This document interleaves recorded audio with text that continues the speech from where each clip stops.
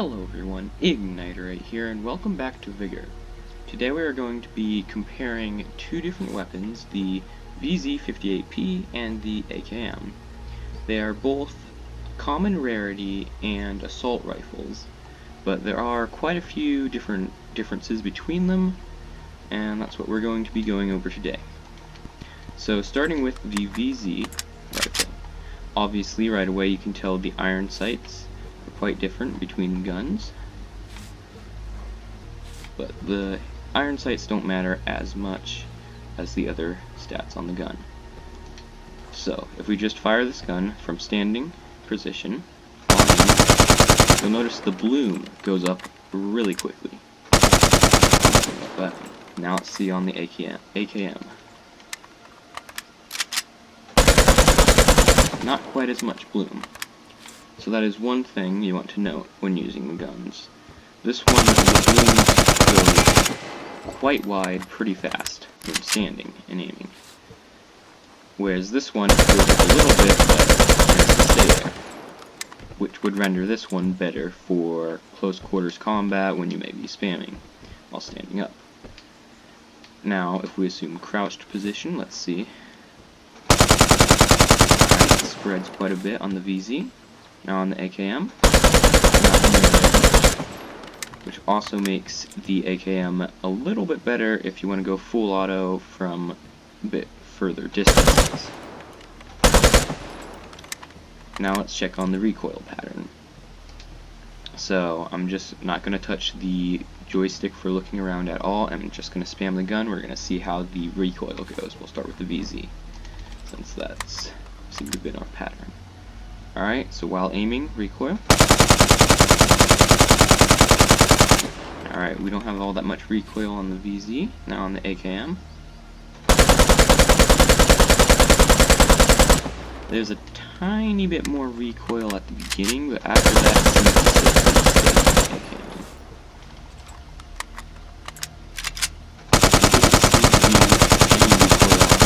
steady. Just very slight. So the AKM has a little bit more recoil right at the start than the VZ. That is standing up. We're going to try crouched here. Alright, about the same there. Just a little jolt up at the beginning. Except it looks like we get a little bit more rattling. Let's see. It's about the same actually. Now let's test the accuracy of the weapons when it comes to range. Now, we're going to test both third-person and first-person accuracy. So, single shot on the VZ, we're going to see how well we do from third person. Alright. Let's get a little bit of distance on that. There we go. Alright, so the accuracy on the VZ when going single shot, third person, is very good. Now let's test the AKM. Oops, I put it on auto, switch up to single. So you can already notice that the crosshairs on the AKM are much closer together than they were on the VZ. However, I missed a shot there, so I think it would be safe to say the AKM accuracy isn't as good as the VZ's. Let's see if we can go for an even further target, maybe. I can barely even see that on my screen. Alright, that's a little too far to see, actually. So yeah, they're very similar in third-person aiming accuracy when you're on single shot. However, the VZ, yet again, has a bit larger spread on the crosshairs, which may make aiming a little bit more difficult when you're going far range third person. Now let's test first person aiming accuracy. So we're going to go for these signs up here again. First person aiming. We have really no sway. I'm not holding my breath right now. We are crouched. First person aiming, no sway at all on the VZ. and those shots are accurate. There we go. Yes. Alright, so the VZ is very accurate first person. I'm actually going to test the sway real quick while standing, and it appears we still have no sway. Alright, now the AKM. First person. Let's reset the targets. Let's try again.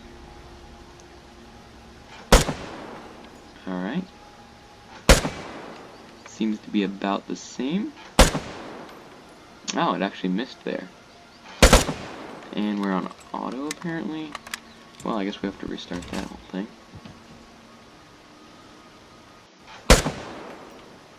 Okay, so it appears to have missed. Alright, we got a hit. Missed that one. My sight was dead on it. It might be a little bit difficult to see these targets from your screen. So far both of those were misses. Alright, that was a hit. That was a miss. It can't seem to hit that target up there. So I'd say for sure the AKM is a little bit less accurate when it comes to far range while aiming down iron sights than the VZ. Yeah, I can't seem to hit that. Let's test sway on this one as well. We have no sway from just standing. I assume it's the same. Yep, the same as crouched. I suppose we can test prone accuracy. However, in the shooting range, it's a little bit difficult.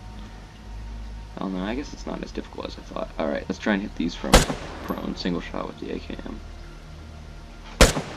Still cannot hit it. Let's try the VZ. Yep, that's a hit. And that's a hit as well. So I think it is safe to say that when it comes to range, if you're going single shot, the VZ is a much better option, which will allow you to get ranged headshots much better. So if you're the type of person that likes to try and snipe, but maybe you want something that can spam and isn't super expensive, the VZ is not a terrible weapon to use, because its accuracy when it comes to range, if you're aiming down sights, is pretty on point.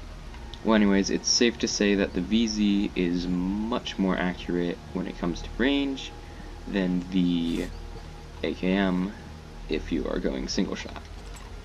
Now, when it comes to going full auto, the AKM has a much better bloom and is a little bit more controllable and easier to hit shots. That includes when going for a bit further away. However, I do not recommend going for ranged shots while full auto, because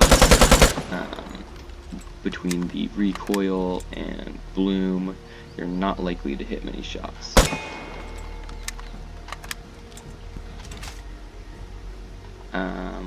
There are a couple other things I want to go over with these guns. They both take this 7.62 by 39 ammo, and let's check on the materials real quick as far as crafting goes. So for the VZ58P, it costs 1,200 materials and takes 10 seconds to craft, that is if you have the plan. And for the AKM, 1,800 materials and 1 minute to craft. So the AKM is a little bit more expensive, as well as takes longer to craft than the VZ. However, the AKM is overall much better when it comes to medium or probably even close range gunfights than the VZ. I'd say about the only thing that the VZ gets better than the AKM is range. So yeah, that pretty much concludes the comparison. Overall, as I said before, the AKM is a much better weapon if you're going into full auto, medium, or close range fights, whereas the VZ is a much better weapon when it comes to far range single shot. One last thing that I want to check here is the damage of each one. Okay, the scarecrows have been a little bit bugged lately. I don't know if you noticed with the Mosin. They one-hit scarecrows no matter where you hit them, as far as I know. Even though in-game they are, I believe, a 3-hit weapon when it comes to body shot. So it appears to be getting 4 per body shot. I'm not going to go in as deep into an analysis as I thought before, as I said before, because I'm not sure how accurate these scarecrows are for testing damage anymore. But the VZ appears to be a 4-shot kill when it comes to body shot, which is actually new news to me because last I heard they were 5-shot. And the AKM, let's test it, is 4-shot as well. Interesting. See, I thought the AKM was 6-shot.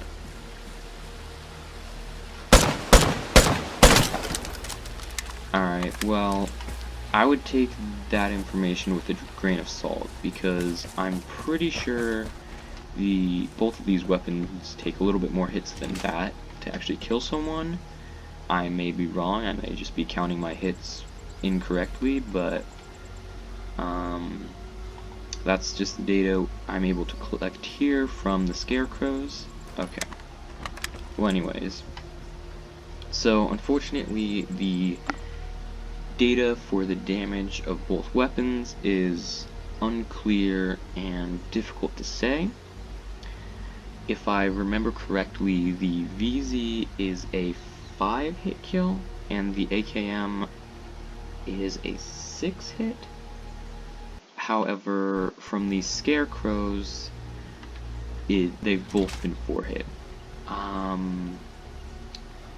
I'm not 100% sure on that. You're going to have to check the damage for yourselves in matches.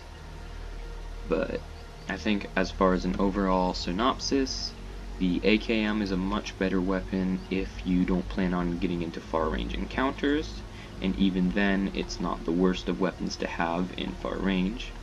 Whereas the VZ is better if you want something a little bit cheaper, or if you just don't have the plan for the AKM, or if you are possibly planning on going for both far and medium to close range encounters, because it can do all 3, however it cannot do medium range as effective as the AKM.